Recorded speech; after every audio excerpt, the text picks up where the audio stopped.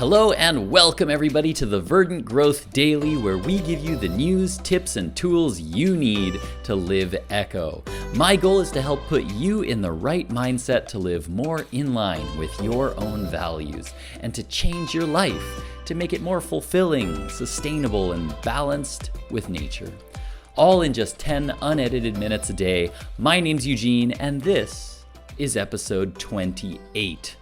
Recently, we've been talking about the Green New Deal, what it is, what are the goals, and how can everyone benefit from it. In video form, I've decided to split this up into 4 parts. In blog form, you guys can find a link in the description below, but my dad did a great full summary of the Green New Deal in plain English. It's a quick and easy to read blog post, so be sure to check that out. I've decided to kind of break it down into smaller pieces in video form so that it's just a little bit more easily digestible. So 2 episodes ago, we talked about the Green New Deal. We covered what is the Green New Deal. It is a package of legislation to address climate change and the associated effects. There aren't any actual laws in it. It's more just like a roadmap and an overall strategy with guidelines for tackling climate change. We also talked about how the IPCC found that climate change is human-caused and that it'll lead to more stronger and frequent extreme weather events like hurricanes, flooding, wildfires, mass migration, trillions of dollars of damage every year, and the loss of countries and coastal cities. It's a big deal. And yesterday on the Daily, we talked about the social effects of climate change. In short, the wealth gap is increasing between the rich and the poor, white and minority communities, men and women. We're seeing decreasing life expectancy with less access to clean air and water and healthy food. We're also seeing a wealth of other problems that affect poor and minority communities worse than rich and white communities. Also, we talked about the fact that if climate change is not stopped, it acts as a threat multiplier, meaning that as other countries face devastating effects that come from climate change, it could potentially destabilize entire countries, leading to mass migrations, possibly to war and more terrorism. So it's something that is very much not just a problem of having some bad weather. Climate change actually leads to problems that can destabilize entire societies. Today, I want to talk about what the actual goals are of the Green New Deal. What are they trying to achieve? And what can we do to achieve those goals? So let's jump into that right now by first starting with the goals of the Green New Deal. The first one is the easy one that everybody talks about and that everybody knows about. That is to achieve net zero greenhouse gas emissions. When we talk about this, we mean that we just want to get as close as we can to net zero greenhouse gas emissions. We don't want to be adding to the carbon dioxide and other greenhouse gas emissions that are in the air.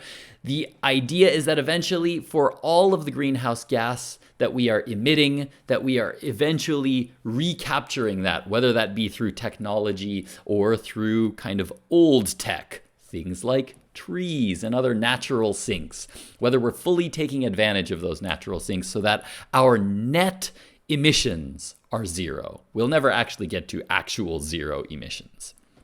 Next, the next goal is to create millions of good, high-wage jobs and to ensure prosperity and economic security for all people in the United States, not just the super wealthy.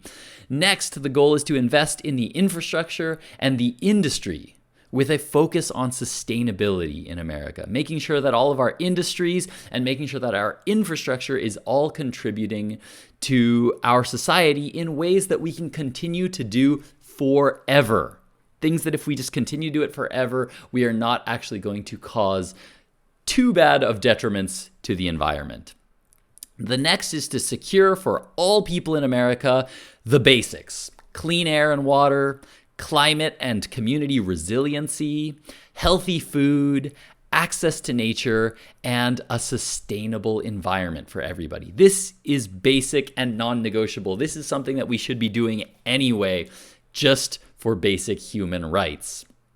Lastly, the last goal is to promote justice and equity by stopping current, preventing future, and repairing historic oppression of Indigenous people, communities of color, migrant communities, deindustrialized communities, the poor, low-income workers, women, all of these people that have suffered great injustices up until now. We can use all of the positive things that we can do to fight climate change in a way that we can help all of those communities by providing them with more support, jobs, etc., etc.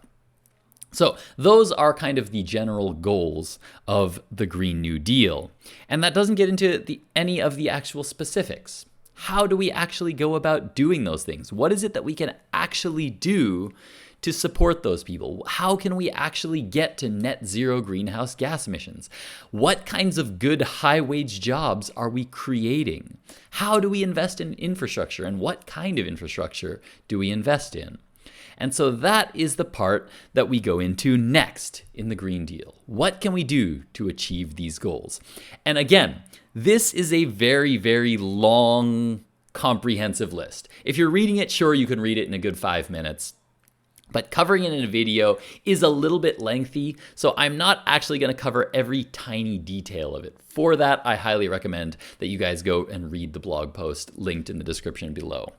I'm going to be kind of talking a little bit about some of the big things that the Green New Deal proposes. So let's get into it now. What are the action items of the Green New Deal? So the Green New Deal suggests that we take on a 10-year national mobilization that will require a lot of cooperative effort from all forms of government, industries, and individuals as well.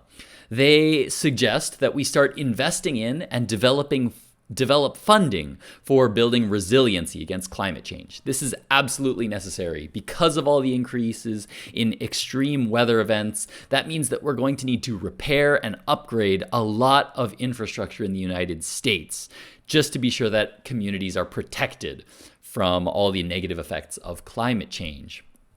We want to be sure that we guarantee universal access to clean water to absolutely everybody. In America, nobody should have to live without clean water. That is just non-negotiable, and it is something that we should definitely be aiming for.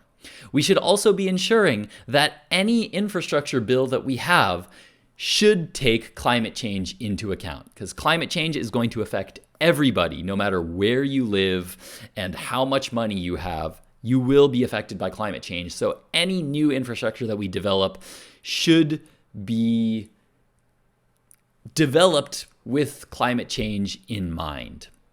Next, we want to meet 100% of power demand in the United States with clean, renewable energy. That means no more fossil fuels, because fossil fuels aren't sustainable. Eventually, we will run out of fossil fuels. That means that we're going to have to upgrade all of our energy infrastructure. All of our energy efficient, distributed power grids are all going to be made smart, which means that they are all going to be able to adapt to the different kinds of energy that are all going to be added, because we're not just getting our energy from fossil fuels anymore.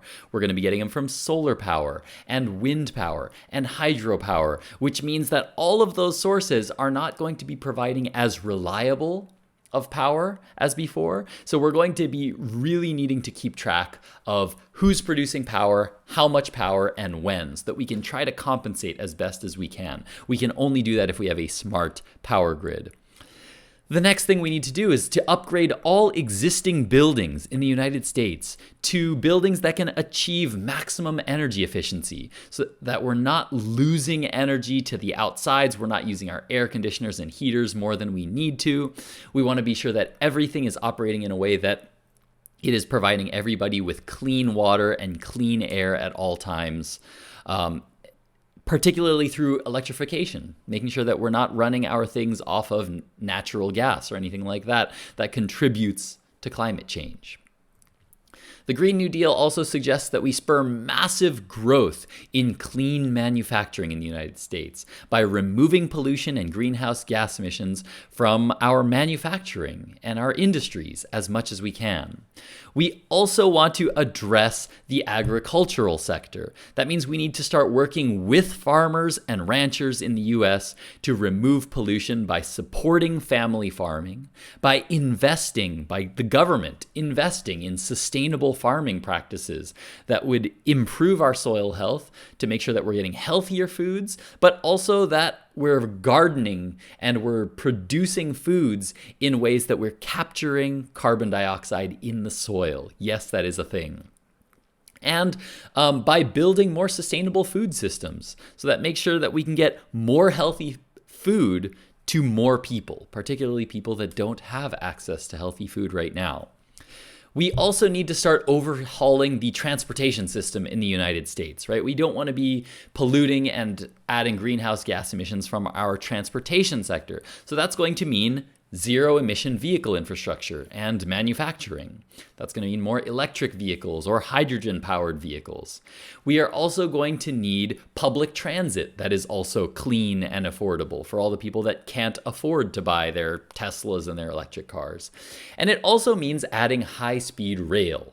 At this point in time, a lot of us use flying to travel around the country, but flying is very, very highly polluting. Up until now, I think about 3% of global carbon dioxide emissions come from airplanes. So as much as possible, we're going to have to reduce our plane time, which means that we're going to need to get some high-speed rail across the United States. The Green New Deal also suggests that we need to start providing funding to help prevent and manage the long-term health effects of climate change. As climate change advances, we're going to start to see a lot more negative health effects, heat stress, and other different problems that come from people. When it gets really, really cold, people are going to have to start, if they don't have money to have their heaters operating, then they're going to have to start turning to things like burning more fossil fuels to keep warm. We want to be sure that we're preventing that as much as possible because that also leads to additional health effects, not to mention all the pollution and all of the health effects that come from the extreme weather events themselves. We want to be sure that we're helping people as much as possible to be sure that that people are healthy, that people are not suffering from climate change. This is, now that I say it, it sounds like such an obvious thing, but it is not something that has been taken into account up until now. Next, we want to actually remove greenhouse gases from the atmosphere. There are several ways of doing that, either through low-tech solutions by supporting the natural carbon sinks that we have, like the ocean and our soils and our forests, right? But also through developing actual technologies to pull carbon dioxide out of the air.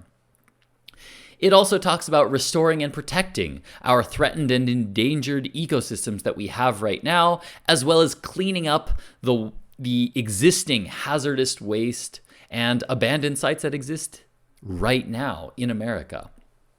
And the final thing that it suggests that we do is start to promote the international exchange of technology, expertise, products, funding, and services in handling climate change. We want United States to be the international leader on climate action, which means that we need to be developing the technologies, the know-how, the knowledge, the actual practices that we need to fight climate change, and then we need to be exporting those to other countries. We need to be sure that other countries are also taking part in doing all the things necessary to deal with climate change. And we need to be sure that as a top country in the world, that we are helping them do that.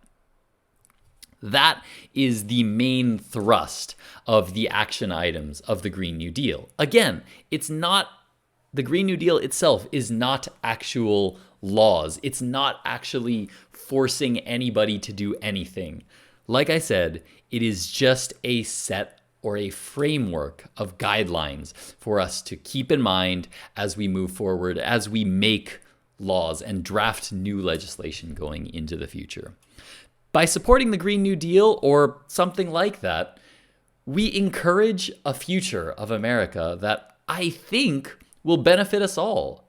To me, these changes are necessary, not just from an environmental standpoint, but from a moral standpoint as well. Providing clean air, clean water, and healthy food to everybody and making sure that everybody has money to support themselves is basic. This is something that it's a moral consideration that people should not have to live in squalor in the United States, in America. And by using climate change as kind of our reason for taking on these challenges, we have an opportunity to erase, maybe not erase, but at least help some of the damage that has been done. We have a chance to get justice for some of those communities that have suffered the most from the fossil fuel industry and from our behavior, from the laws and things that have happened up until now. I think that by dodging the bullet of climate change, we actually can create jobs and get justice for all of those groups that have suffered. And so I see this as a huge, massive, positive opportunity that we should all be supporting. But I'm curious to know what do you guys think? I'm really, really curious to hear what other people think. I personally read this and I think that, yeah, this is absolutely something that we have to do. It's not a question at all. But there are people out there who are completely against the Green New Deal. From those people in particular, I would be curious to hear why. I would love to have more conversations about this. I would like to open the comment section to all the naysayers of the Green New Deal. I want to have more conversations about what you guys think about the Green New Deal. If it's not something that we should be doing, why not? Is there a better way forward? Tell me what you think. Because to me, even if we're not doing this, even if you don't think that climate change is happening, I think that these efforts to provide more jobs, to eventually get to renewable energy, and to be supporting communities that have suffered is something that we just have to do. What are the solutions if we're not doing it this way? What can we be doing to support those communities and to improve our entire country? Let me know down in the comments below. Tomorrow we'll be doing the final part of this series, part 4. We're going to be keeping these goals and action items in mind and be talking about how can we ensure that everybody benefits from all of these actions. That's what we're going to be talking about tomorrow, so be sure to tune in to that. Thank you guys so much for watching and listening. If you want to come and interact with me live, then be sure to subscribe to me on YouTube. Be sure to hit the notification bell so that you know when I go live. And I'm not going to lie, recently I've been starting to think about if I really want to develop a community around this channel, then I'm going to have to start setting a set time to do this every single day. So I think that's going to be one of my goals for this month, is to just get on a set schedule so that everybody can know when I'm going to be live and so that everybody can be here to ask me questions and to talk with me, and we can start to get some real conversations going about sustainability, the Green New Deal, and making changes to your life so that you live more by your own values. So I'm really looking forward to doing that more. Find me on social media in all the places down in the description box below or on the screen. I'm trying to get my hands on a Clubhouse account right now. So if you guys know about Clubhouse, I will start trying to build a community on Clubhouse very, very soon. And I'm actually looking forward to starting a community there as well. So be sure to look for that going into the future. Thanks again, everybody, for tuning in. I really, really appreciate it. Subscribe to my YouTube channel. We're trying to get to 100 subscribers. Thanks very much, you guys. Eugene and Verdant Growth out.